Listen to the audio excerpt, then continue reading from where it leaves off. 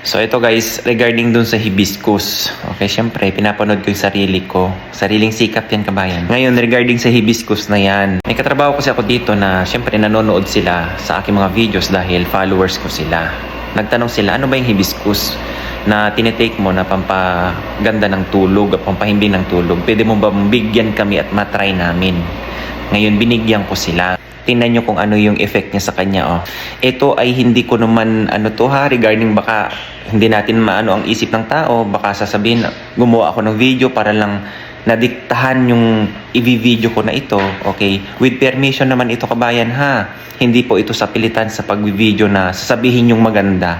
Ang ano ko dito, kung ano yung effect dun sa ginawa niya na hibiscus tea. Ito siya. Na si Ate Beth. Oh, di ba? Sobrang galing ng hibiscus. Sarap ng tulog ko, mabigat ang mata ko para idilat siya. Ay, alam mo naman, dahil nagkakaedad na. Akala nyo ba sa ganyang edad niyan? Lagpas na yan ng 60. Oo, magaling lang siya sa kanyang beauty care. Kaya ganyan, bata-bata pa tignan.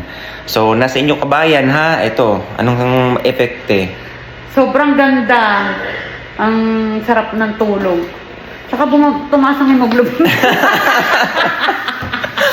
Oo, tumaas ang hemoglobin niya. Dating Dati 10. lang 10. Ngayon 13. Hindi ko naman pinag-experimentohan itong mga ganito, ha. Pero maganda naman ang effect niya, eh. Ganda talaga. Oo. Yung sa clove. Ang ginawa niya ito, ha. Yung hibiscus, nilagyan niya ng konting clove. Kasi may Parang clove masarap siya. siyang inumin. Kasi may amoy din yun. Maganda ang Pag may cloves siya, swabing-swabe. Oo. Kaya niyong i-tolerate inumin. Okay, kasi ang lasa niyan, lasang lupa. Okay? May sabit. Oo, may sabit yan sa Pero maganda ang effect sa kalusugan, kabayan. Isipin mo, anong inumin ang kaysa naman magtitake ka ng supplements ng may melatonin, doon na lang sa hibiscus. Kung ganun ang effect sa kanya kay Ate Beth, itong kasama ko na dito sa trabaho, ipatry ko din sa mga ibang mga kasama kong nagtatrabaho dito. Okay? Sa mga nurses, sa mga doctors, kung ano ang effect sa kanila din. Okay? So, guys, mabilis lang naman, eh. Kaya gagawin mo lang parang tsaa, iinumin mo. Madami ang health benefits ng hibiscus. Ito, dahil nga menopausal, ang dami niyang nararamdaman. Sa totoo lang, sa lahat po ng mga mag-aano ng menopause, marami po ang mga pagbabago sa inyo yan. Ito, nung una, nagtatanong bakit ganun, na parang tumataas ang BP ko, parang nananakit yung mga tiyan ko, alam mo yun, maraming masakit sa kanya. Okay, sa mga malapit mag-menopause, ha? Okay, sa mga nagme-menopause na, yan ang pakiramdam. Sa mga pinapainom ko din sa kanya, kabayan, naiibsan ang kanyang nararamdaman. Tinan nyo tuwang-tuwa. Dati lagi kasi nagpapagawa yan ng mga blood test. Ang hemoglobin laging 10. O ngayon 13. Okay?